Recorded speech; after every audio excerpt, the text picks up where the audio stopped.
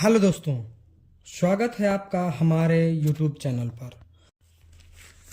ठंड के मौसम में काम कंस्ट्रक्शन का कराने या घर बनवाने में क्या क्या प्रॉब्लम आ सकती है, यानी ठंड के मौसम में अगर आप घर का काम करवाने जा रहे हैं या काम करवा रहे हैं तो आपको क्या क्या प्रॉब्लम आ सकती है।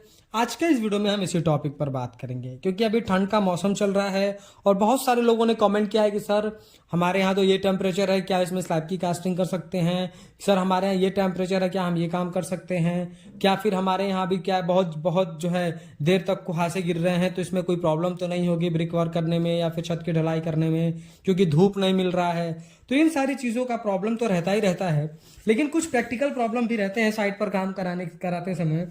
तो उन्हीं प्रैक्टिकल बेसिस पे ही बात करेंगे हम। ऐसा कोई साइंटिफिक रीजन हम नहीं देंगे, लेकिन जो डेली बेसिस पे हमने पिछले 6 साल में जो एक्सपीरियंस किया है हम उसी के बारे में बात करेंगे। देखिए, कंस्ट्रक्शन का काम किसी भी वेदर कंडीशन में कराया जा सकता है, बट अगर प्रैक्टिकली बात करें तो ठंड के मौसम में कुछ कुछ काम में डिले हो सकता है।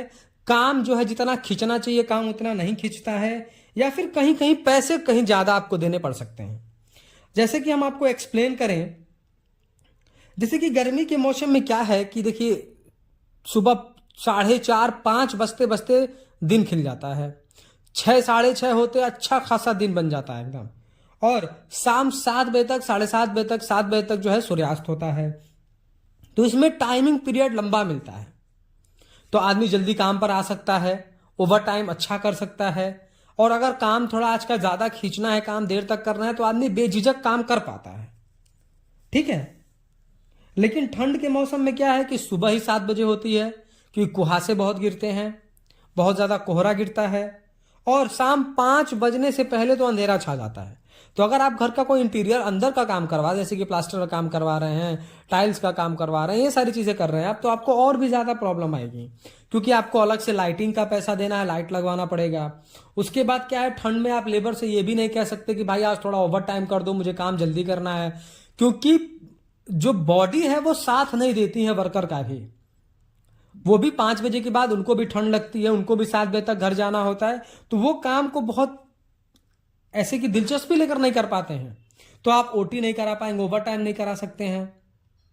और क्या है कि ठंड के मौसम में लेबर साइट पर आएगा 8 बजे, काम उसको 8:30 बजे से स्टार्ट करना है, तो वो पहले आग जलाना, थोड़े बॉडी को हीट करना, इन सारी चीज़ों में भी बहुत टाइम लग जाता है। और गर्मी के मौसम में इन सारी चीज़ों की दिक्कत नहीं होती। आदमी आधे घंटे पहले साइट पे आ सकता है, देर तक काम कर सकता है, ओवर टाइम भी कर सकता है, क्योंकि शाम ही लेट में होती है। और ठंड की वजह से काम करना सबके लिए इजी नहीं होता। कंस्ट्रक्शन का काम जो हमारा है वो मैक्सिमम पानी का काम है, तो उसमें और भी जो है लेबर को प्रॉब्लम आने लगती है। तो एक आपका ये तो होगा कि आप काम बहुत जल्दी से खींच नहीं सकते हैं, तो काम में थोड़ा डिले होगा। दूसरा क्या है, अगर आपने छत की ढलाई कर दी आज, तो अगर गर्मी का दिन है तो 10 दिन के बाद हम उसके ऊपर क्या कर सकते हैं, ब्रिक वर्क स्टार्ट कर सकते हैं, कॉलम की कास्टिंग कर सकते हैं, ये सारी चीज़ें हम, पार्टीशन का काम कर सकते हैं, ये सारी चीज़ें हम कर सकते हैं। यानी फर्स्ट फ्लोर का काम प्रॉपर तरीके से हफ्ते 8 से 10 दिन के बाद हम स्टार्ट कर देते हैं। पॉन्डिंग जो हमारा हुआ रहता है उसको हटा देते हैं, क्यूरिंग बंद करके हम अपना काम प्रोसेस में डाल देते हैं, क्योंकि धूप अच्छा मिलता है, हीट ऑफ हाइड्रेशन जल्दी होता है, कंक्रीट सूखता जल्दी है, तो इन सारी चीज में जो है ठोसपन जल्दी आ जाता है।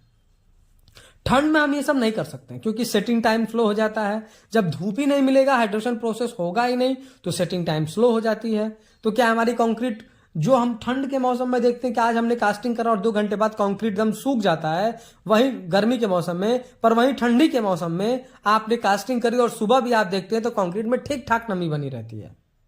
तो ये सारी प्रॉब्लम है। उसके बाद लॉन्ग टाइम तक क्यूरिंग करना पड़ता है। हमारा अगला पॉइंट ये भी है कि क्या है कि जैसे मान लीजिए कि हमारा कंक्रीट जो है हमने 28 दिन में स्ट्रेंथ पकड़ रहा है, खूब ज्यादा क्यूरिंग तो नहीं करना है, दिन में 4 बार तो नहीं करना है, पर चूंकि सीमेंट धीरे धीरे सूख रहा है, इसकी वजह से आपको जो गर्मी में आप क्यूरिंग 14 दिन कर रहे थे, ठंड में आपको 21 दिन करना पड़ेगा। दिन में एक ही बार करना है पर करना पड़ेगा। तो ये भी चीजें हैं एक। और अगला सबसे इफेक्टिव है, क्योंकि इसमें कॉस्ट बढ़ जाता है, शटरिंग का कॉस्ट। अगर आप कॉन्ट्रैक्ट पे कर रहे हैं तो फिर कुछ हद तक ठीक है, आप नेगोशिएट कर पाएंगे, क्योंकि गर्मी के मौसम में 14 दिन के बाद शटरिंग खुलनी स्टार्ट हो जाती है, ठंड में 21 दिन के बाद ही खुलना है, नहीं तो फिर उसमें छत में डिफ्लेक्शन वगैरह आ सकते हैं।